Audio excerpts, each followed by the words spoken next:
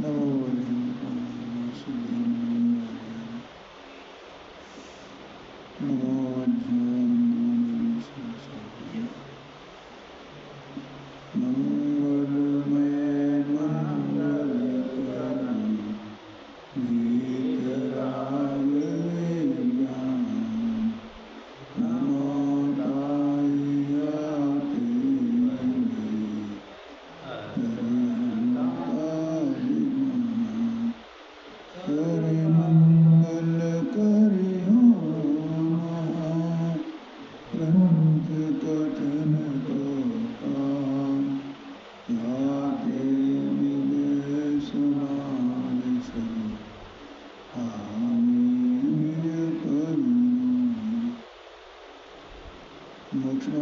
जी में 7वां अध्याय है।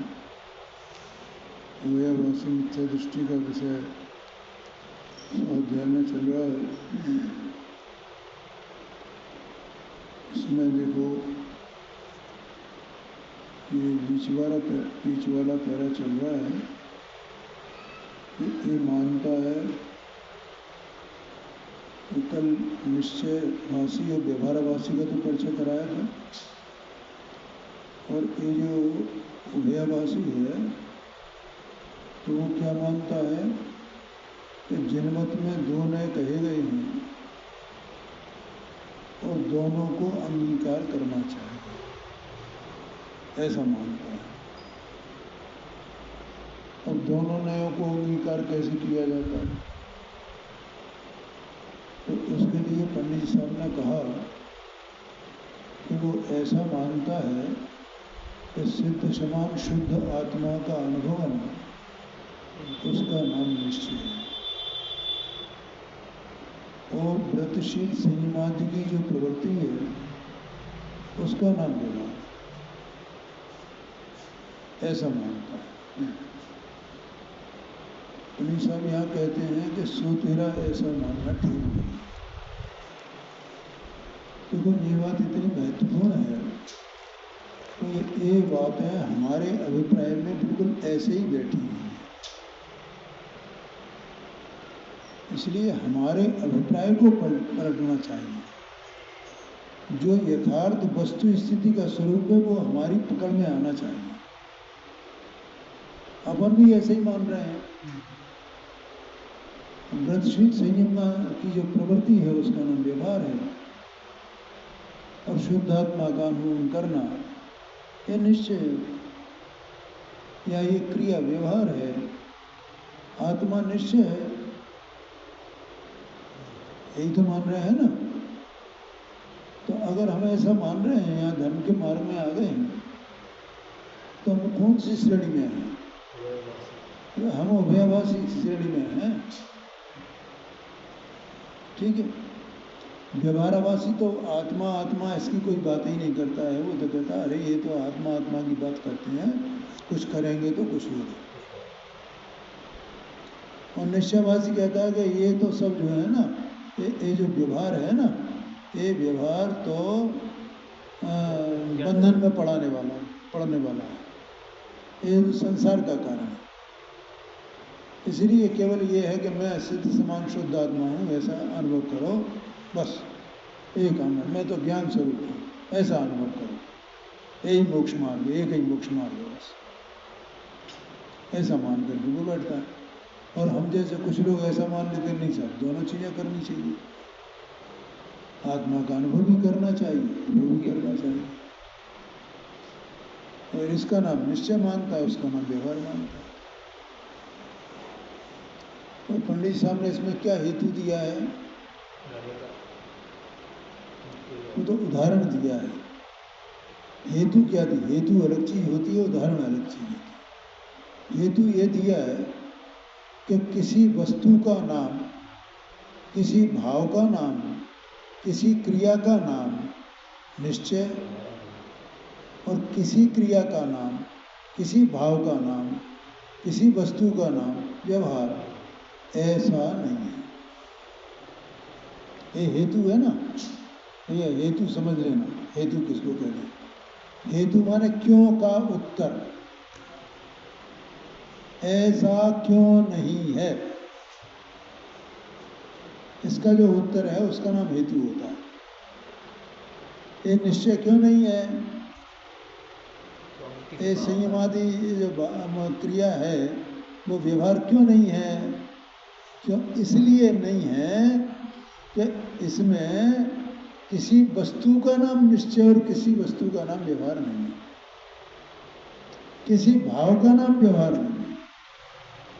मैं पूछता हूँ कि अगर उनका नाम निश्चय व्यवहार हो तो फिर एक ही वस्तु के दो नाम हो गए ना? है? वो क्रिया का नाम निश्चय, वो व्यवहार, और वो आत्मा का नाम निश्चय। उसे आत्मा कहोगे निश्चय कहो, क्रिया कहोगे व्यवहार कहो, यही हो जाएगा ना। लेकिन व्यवहार और निश्चय व्यवहार क्या है कि देखो, निश्चय व्यवहार न तो निश्चय नए और न व्यवहार में। अब जरा समझ लेना इस बात को। वो किसको कहते हैं नए, किसको कहते हैं? कि कथन को नए कहते हैं, कहने को, ये ऊपर आया ना, निरूपण करने को, और ज्ञान की तरफ से कहें तो जानने को। अब कैसे कि जैसे आत्मा का अनुभव इसने कहा निश्चय है, ठीक है, और निश्चय क्या होता है कि उसको ऐसा जानना, कैसा जानना कि एक निश्चय मोक्ष मार्ग है।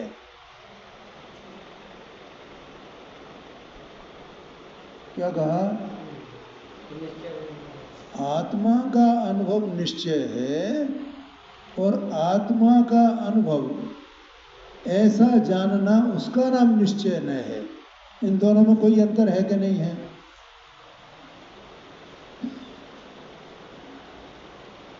बोलो, फिर बोलता हूं, शांति से समझना। आत्मा का अनुभव वो निश्चय है, एक तो ये वाक्य लिखो आप अपनी कॉपी में, और दूसरा ये कि आत्मा का अनुभव निश्चय न है, निश्चय है ऐसा निरूपण करना। आत्मा का अनुभव निश्चय नहीं है, आत्मा का अनुभव तो अनुभव है।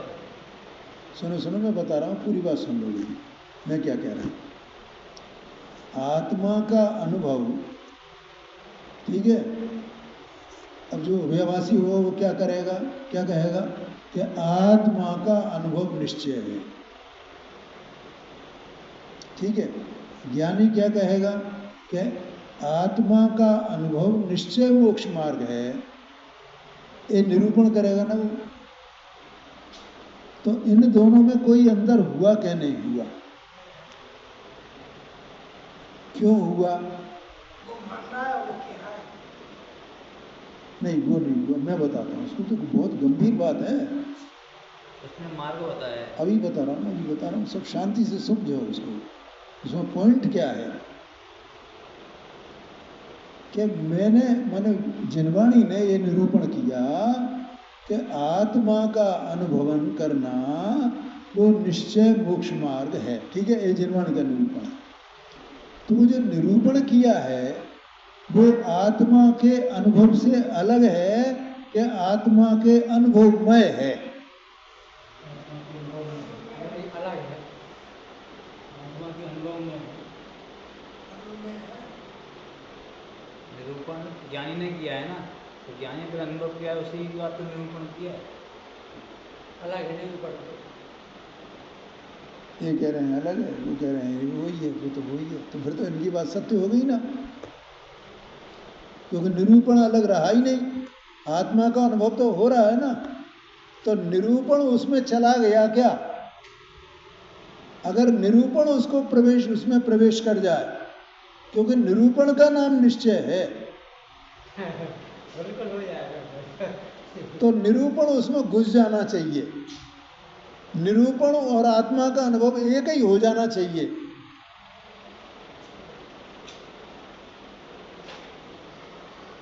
क्या कहा? ये तो अपन मानते ही आ रहे हैं, फिर इसको पढ़ने का फायदा क्या है?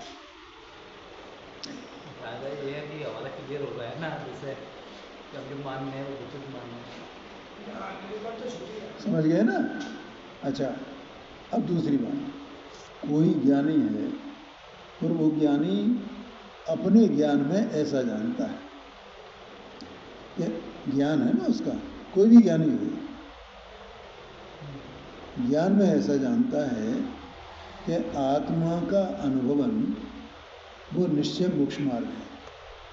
तो उसका जो जानना है, कैसा जानना, कि आत्मा का अनुभवन निश्चय मोक्ष मार्ग है, ऐसा जानना। तो वो ज्ञान, वो जो आत्मा का अनुभवन है, ऐसा जानना, ऐसा जानना, तो वो ऐसा जानने वाला जो ज्ञान है, वो ज्ञान आत्मा के अनुभव में घुसा क्या, आत्मा के अनुभव में हुआ क्या? क्योंकि आत्मा का अनुभव जब होगा तब ऐसा ज्ञान ही नहीं होएगा। विकल्प ही खत्म हो जाएगा। ये तो सब विकल्प रहा ना। बोलो, समझ में आया ना? अगर वो विकल्प और वो आत्मा का अनुभव एक में एक हो जाए तो वो निश्चय है, लेकिन वे तो एक होते नहीं। निरूपण शब्दों में किया जाता है तो वो शब्द तो आत्मा के अनुभव के साथ एक में एक होते नहीं, तो वो आत्मा का अनुभव निश्चय कैसे हो जाएगा? कैसे हो जाएगा?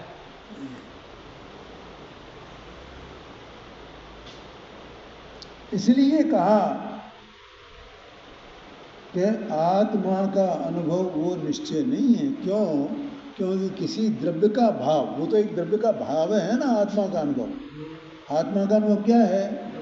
द्रव्य का भाव है, उसका नाम निश्चय नहीं है, उसका नाम व्यवहार नहीं है।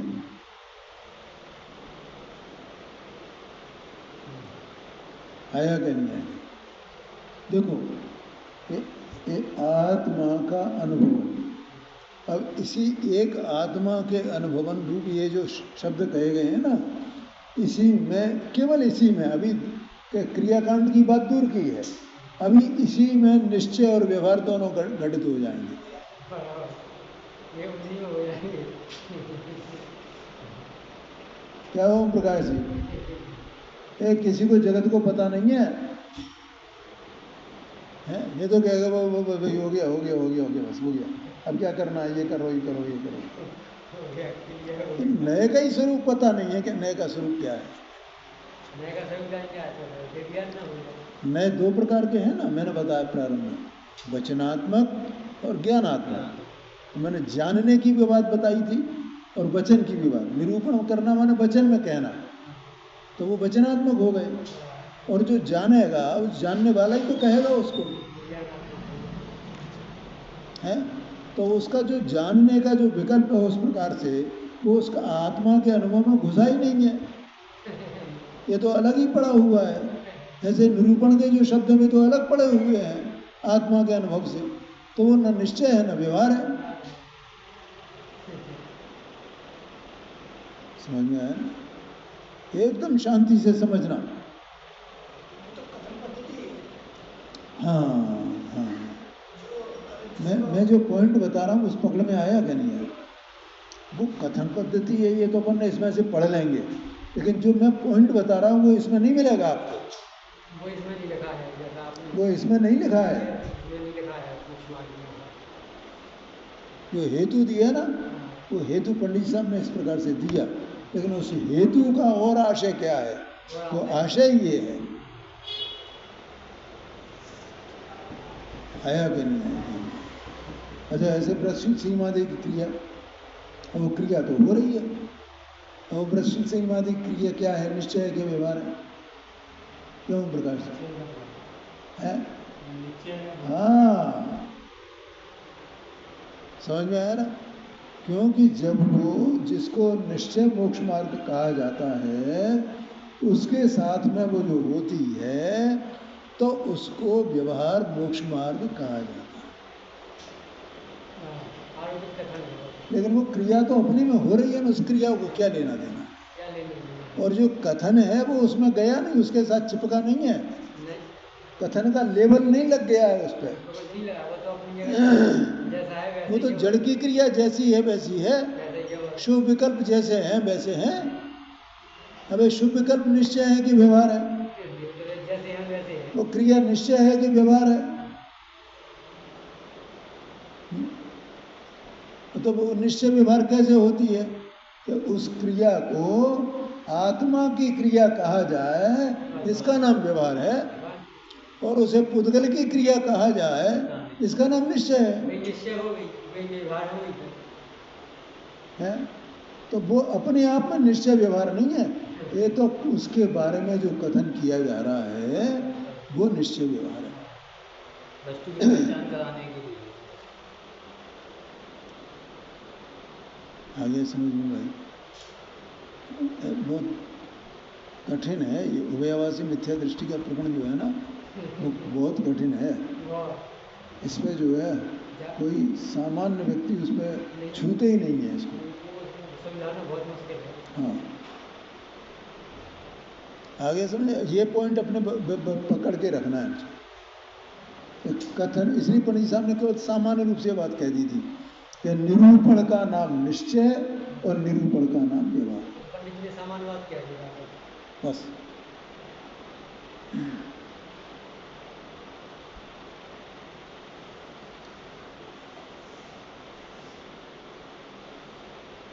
तो ऐसा नहीं है, तीसरी लाइन में देखना जरा, क्योंकि किसी द्रव्य भाव का नाम निश्चय है और किसी का नाम व्यवहार, ऐसा नहीं है। अब देखिए, आत्मा का अनुभव करना, तो आत्मा का अनुभव करता है। कौन करेगा आत्मा का अनुभव? देह मनवाणी तो करेगी नहीं, राग तो करेगा नहीं, विकल्प तो करेगा नहीं, आत्मा ही आत्मा का अनुभव करेगा। ठीक है। अब इसको एक शब्द में गए तो ये आत्मा का अनुभव, तो आत्मा का अनुभव करता है, ये कथन काय का है? निश्चय नय का है कि व्यवहार नय का है? व्यवहार नय का है। शाबाश। क्यों है व्यवहार नय का? कि एक कार्य में, एक वस्तु के परिणमन में वो वस्तु का और वस्तु के परिणमन का भेद कर दिया।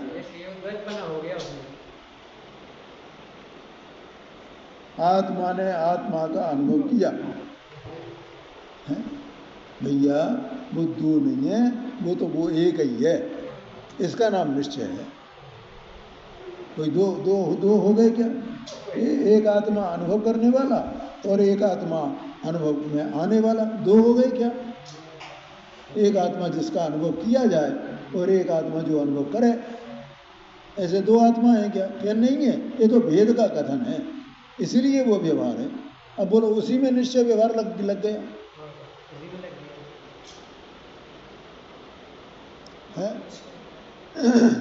लेकिन कहीं भी उसमें व्यवहार चिपका नहीं है, उसमें निश्चय चिपका नहीं है। वो तो निश्चय व्यवहार तो अलग खड़ा हुआ है, वो तो अलग से ही बता रहा है, उसमें घुसता ही नहीं है। वो उसके साथ एक में हो जाए तो वो निश्चय व्यवहार हुए है। तो वो क्रिया में भी बता दिया निश्चय व्यवहार क्या है, और आत्मा के अनुभव में बता दिया कि निश्चय व्यवहार क्या है। यही पंडित साहब ने यहाँ कहा है। देखो, एक ही द्रव्य के भाव को उस स्वरूप ही निरूपण करना, द्रव्य का जो भाव है उस भाव को उस द्रव्य के स्वरूप ही निरूपण करना, इसका नाम निश्चय है। और उपचार से उस द्रव्य के भाव को अन्य द्रव्य के भाव रूप निरूपण करना स्वव्यवहार है। तो आत्मा का अनुभव वो आत्मा का ही है, इसलिए वो क्या हुआ, वो उसी का भाव है ना, उसको इस प्रकार से निरूपण किया गया, इसका नाम निश्चय है ना। ये मोक्ष मार्ग है, तो मोक्ष मार्ग वो आत्मा का भाव है ना। मोक्ष मार्ग क्या है? आत्मा का भाव है। तो वो आत्मा का भाव है, तो उसको आत्मा का कहना, निरूपण करना, जानना, बताना, इसका नाम निश्चय है। और जो आत्मा का भाव तो है नहीं, और उसे आत्मा का भाव कहा जाए उपचार से। व्रतशील संयमादिक ये आत्मा के भाव तो है नहीं। बोलो भैया, समझ में आया कि नहीं आया? उसे आत्मा का भाव कहना कि ये मोक्ष मार्ग है, ये मोक्ष मार्ग। मोक्ष मार्ग आत्मा का भाव है कि व्रतशील संयमादिक मोक्ष मार्ग है। मोक्ष मार्ग माने क्या होता है? देखो, मैं बिल्कुल एकदम खुलासा कर रहा हूँ पूरी तरह। मोक्ष मार्ग क्या होता है? तो मोक्ष मार्ग माने मुक्ति का उपाय। अब मुक्ति का उपाय वो आत्मा के आश्रय से होगा या क्रियाकांड के आश्रय से होगा? आत्मा के आश्रय से होगा, ठीक है ना। और क्रियाकांड के आश्रय से क्या होगा? बंद होगा, संसार होगा, क्या मोक्ष होगा? अरे उसे तो संसार होगा है। और संसार का होना और मुक्ति का होना दोनों एक दूसरे के विपरीत हैं कि वो एक ही रूप है?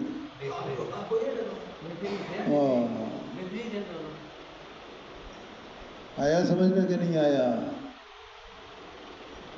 इसलिए वो जो एक ही भाव, एक ही द्रव्य के भाव को उस स्वरूप ही निरूपण करना इसका नाम निश्चय है। और क्या लिखा है यहाँ पे? उस द्रव्य के भाव को, मोक्ष मार्ग आत्मा का भाव है ना, उसको अन्य द्रव्य के स्वरूप निरूपण करना, अन्य द्रव्य के भाव स्वरूप निरूपण करना। तो ये क्रियाकांड क्या है? अन्य द्रव्य का भाव है ना, उस स्वरूप मोक्ष मार्ग का निरूपण कर दिया। ये मोक्ष मार्ग है, ये मोक्ष मार्ग है। बोलो भैया, समझ में आया? ऐसा शांति से समझना। ये तुम आज सीख लोगे ना, कभी जीवन भर नहीं भूलोगे। और जीवन भर नहीं भूलोगे, उसका अभ्यास करोगे तो एकदम तुमको सब स्पष्ट हो जाएगा। इससे लाभ क्या होता है बताएं? इस स्वाध्याय से, ऐसा लिखा पंडित साहब ने कहीं, इसमें लिखा है, इस स्वाध्याय से, ये अपना स्वाध्याय है, ज्ञान में निर्मलता होती है। तो बोलो, ज्ञान में निर्मलता हो रही है कि नहीं हो रही? हमें क्या ज्ञान में निर्मलता होने का मतलब क्या है? कि ज्ञान में निर्मलता होने का अर्थ दो है। कि ज्ञान की अवस्था में संशय, विपर्य, अनध्यवसाय बैठा हुआ है, अनाथ से। तो उसमें निर्मलता होना माने एक तो अपन जो अज्ञानी जीव हैं, इनमें उस मलिनता का शिथिल होना। तो ज्ञान कुछ धीरे धीरे निर्मल हो रहा है। तो ये अपन उसका अभ्यास करेंगे ना, तो उसको अभी ये हमारी बातें, अगर ये बात अगर हमारी समझ में पूरी तरह आ गई और हमें रात भर इसी की रटन चले, कैसे बताया था, कैसे समझाया था, ये निरूपण क्या है, और वो भाव क्या है, वो क्रिया क्या है, और वो निरूपण वो निश्चय है, वो व्यवहार है, कि वो क्रिया का नाम निश्चय है, क्रिया का नाम व्यवहार है, ऐसा उसको हम बार बार समझें जैसा यहाँ समझाया गया। तो उससे क्या हो जाएगा? रात भर में कि इसके संबंध में जो हमारा संशय, विपर्य, अनध्यवसाय है, उसका अभाव हो जाएगा। बिल्कुल, बार-बार अभ्यास से। और कोई चीज ऐसे होते हैं भव्य है, क्या उन्हें एक बार ये बता दो ना तो रात भर चलेगा, रात भर। अरे ये तो गजब बात है।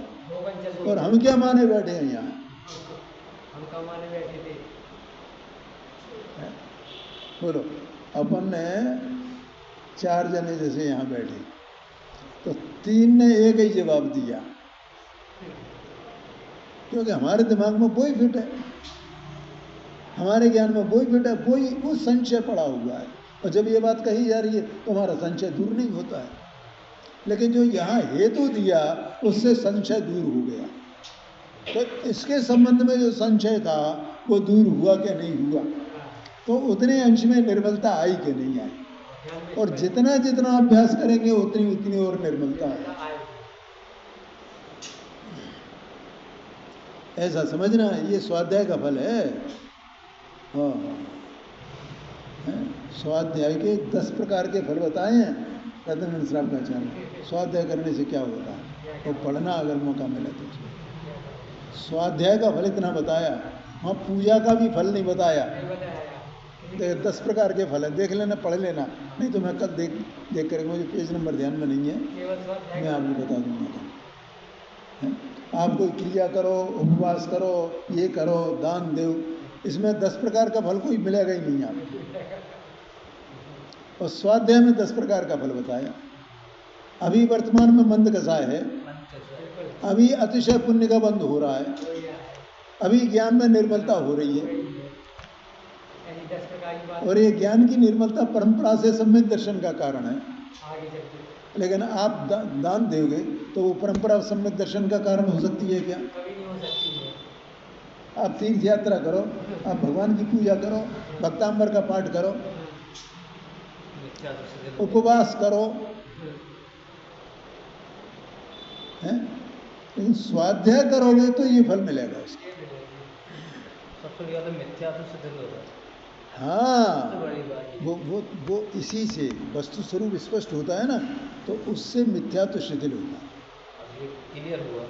हाँ हाँ, निरूपण अलग है भाई, और वस्तु की क्रिया, वस्तु का भाव अलग है, न्यारा न्यारे है। निरूपण तो शब्द हो गया, तो पुद्गल हो गया। ये बात है, ये बात है। वो पुद्गल का हो, पुद्गल के बारे में भी कहे तो भी कोई बात नहीं है। भाव हो गया। हाँ जी, हाँ अनुभव अपने भाव। हाँ जी, हाँ जी, ये बात है। तो उपचार से उस द्रव्य के भाव को अन्य द्रव्य के भाव स्वरूप निरूपण करना सो व्यवहार है। जैसे मिट्टी के घड़े को मिट्टी का घड़ा निरूपित किया जाए, सो निश्चय, और घृत के संयोग के उपचार से उसी को घी का घड़ा कहा जाए, सो व्यवहार है।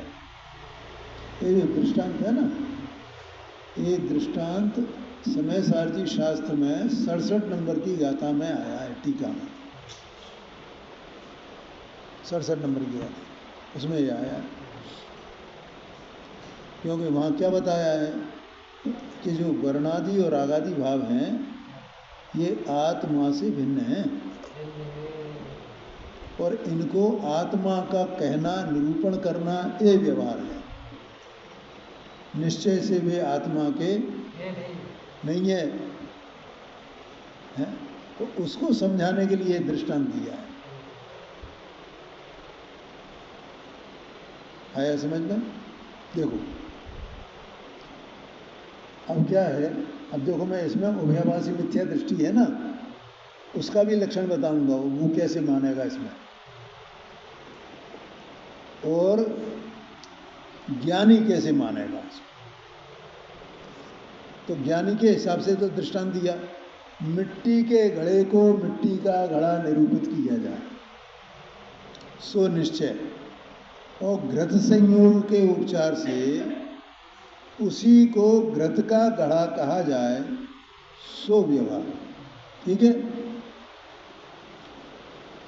अब क्या हुआ कि मिट्टी का घड़ा है, उसमें घी भरा है, तो अब उसके बारे में 2 प्रकार से कथन किया जा सकता है ना।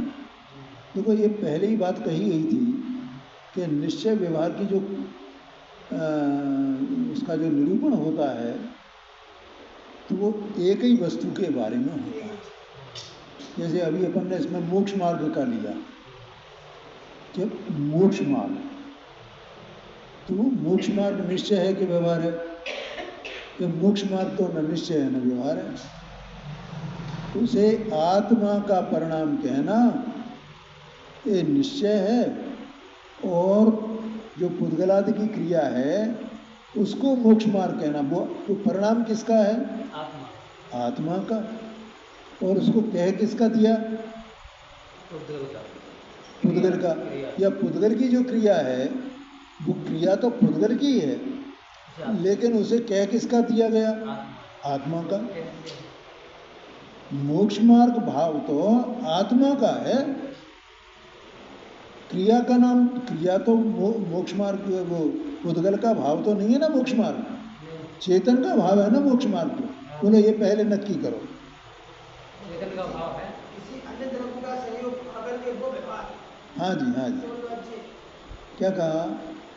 मोक्ष मार्ग किसका भाव है? चेतन का भाव है कि अचेतन का भाव है? क्या चेतन का भाव है?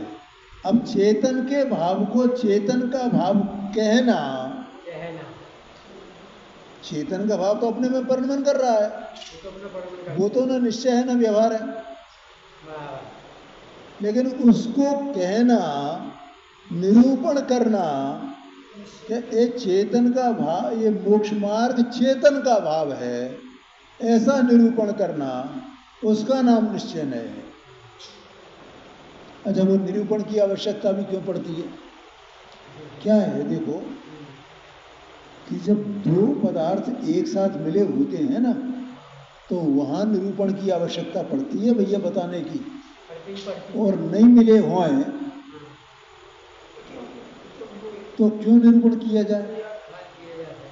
अच्छा, निरूपण की आवश्यकता क्यों पड़ती है? क्योंकि वहां दो चीजें मिली हुई हैं, तो वहां भ्रम उत्पन्न होता है जीव को, अज्ञानी को, अनाथ से,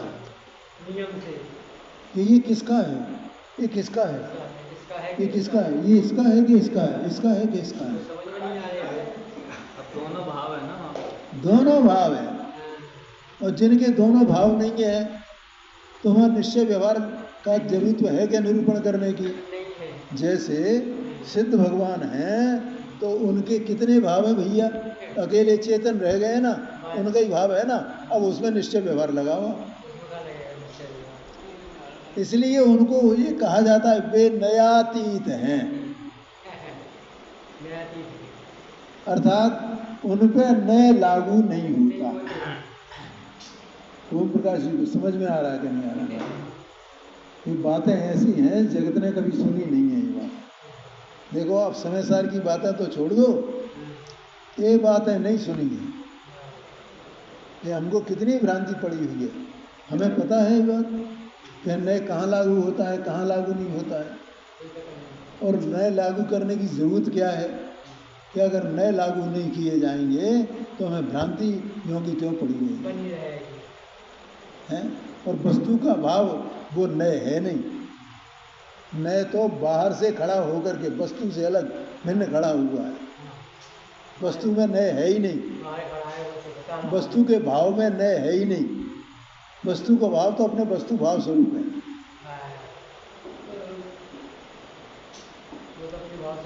आया क्या नहीं आया क्या?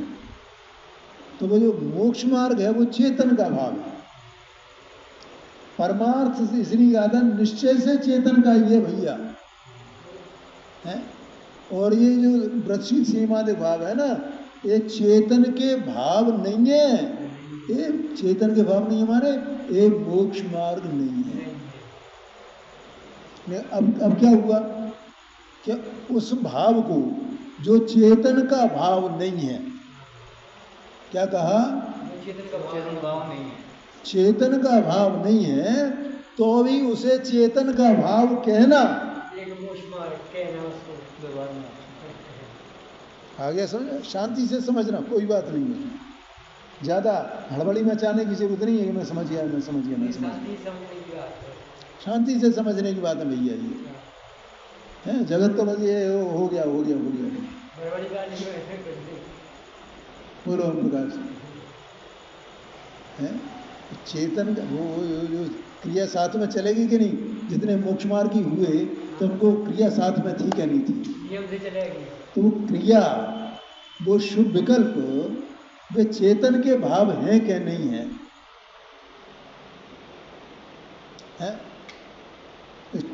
शुभ विकल्प भी चेतन के भाव नहीं है। क्यों नहीं है? क्योंकि वे राग रूप है। तो राग क्या चेतन का भाव है? चेतन का स्वभाव है? चेतन का स्वरूप है? क्या नहीं है? वो तो कर्मोदय जन्य भाव है। तो चेतन का भाव कैसे हो सकता है? आया कि नहीं आया? तो इससे भी सिद्ध होता है, तो दूसरी तरह से भी सिद्ध होता है कि जो चेतन का भाव है वो तो मोक्ष का कारण हो गया, और जो चेतन का भाव नहीं है, भले ही साथ में चलने वाला होए, वो संसार का कारण है। संसारी का कारण है। दोनों बातें हो गई ना। तो जो चेतन का भाव तो नहीं है लेकिन चेतन के साथ चलने वाला है, उसको चेतन का कहना। क्यों कहना? क्योंकि चेतन के साथ चल रहा है।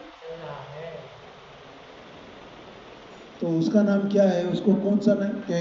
ये भैया जब ये चेतन का है ही नहीं तो इसको चेतन का कह क्यों रहे हो कि भैया क्या करें? वो तो कहा जा रहा है क्योंकि साथ में चल रहा है, वो निमित्त है, इसलिए उसे चेतन का कहा जा रहा है। इसलिए वो व्यवहार से कहा गया। अब ये समझ लेना, वो व्यवहार में से कहा गया, इसका मतलब क्या है कि वो वास्तव में चेतन का भाव नहीं है। वास्तव में वो है नहीं, उसका है नहीं। जगत तो कहता है ये व्यवहार करने योग्य है, करने योग्य है, करने योग्य है। बोलो जो करने योग्य मानते हैं उसको, तो वे सम्यक दृष्टि है कि मिथ्या दृष्टि? भैया नवीन भाई बताना जरा।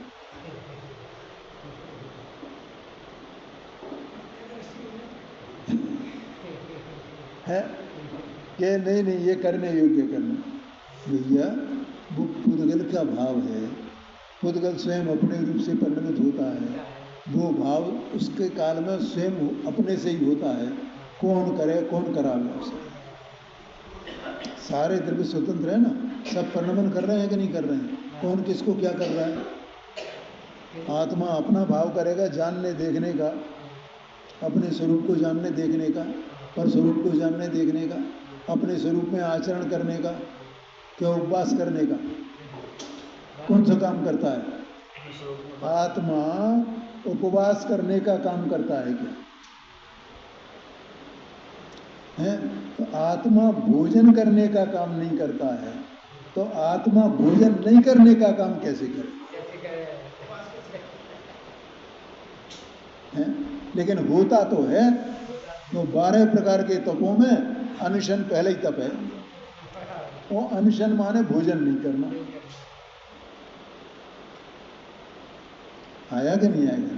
लेकिन भोजन करना या भोजन नहीं करना वो पुद्गल का भाव है, और वो साथ में है, लेकिन वो चेतन का भाव नहीं है, तो भी उसे चेतन का भाव कहना। मुनिराज 12 व्रतों का पालन करते हैं।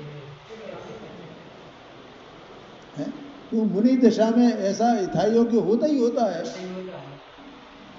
लेकिन मुनिराज से पूछो जा करके कि मुनिराज आप इसको करते हो? तो भैया हम तो अपना काम कर रहे हैं, इसको हम नहीं करते हैं, ये तो हो जाता है। बोलो समझ में आया कि नहीं? इसलिए उपचार से उस द्रव्य के भाव को अन्य द्रव्य के भाव स्वरूप निरूपण करना। अब आ गया समझ में? है अन्य द्रव्य के भाव स्वरूप निरूपण करना, इसका नाम व्यवहार है। बस है भैया। ये पंडित साहब ने कहीं लिखा है कि निश्चय व्यवहार का सर्वत्र ऐसा ही स्वरूप है, सभी जगह जहाँ जहाँ लगाना हो। ये इसी में ही लिखा है 248 पेज पर नीचे अंतिम लाइन में देखो, निश्चय व्यवहार का सर्वत्र ऐसा ही स्वरूप है। जहाँ जहाँ निश्चय व्यवहार का कथन आवे वहाँ सर्वत्र ऐसा ही स्वरूप है, सर्वत्र ऐसा ही स्वरूप है। भैया मैं ये आप लोगों की तारीफ करता हूँ, क्यों करता हूँ पता है? कि आप लोग इसको समझते हो। बहुत से लोग तो ऐसे हों कि मैं समझाऊं तो भी समझे नहीं है। तो बोलो समझने वाले की तारीफ है कि समझाने वाले की तारीफ है?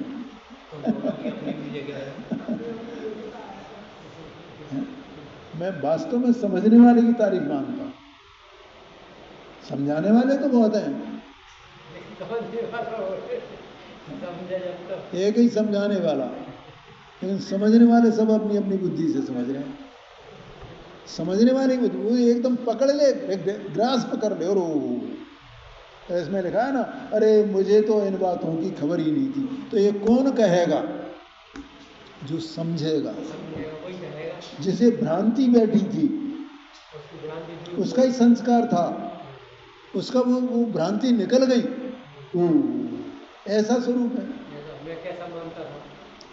बस इसी बात को यहाँ दृष्टांत के द्वारा कहा गया है। समझ में आया?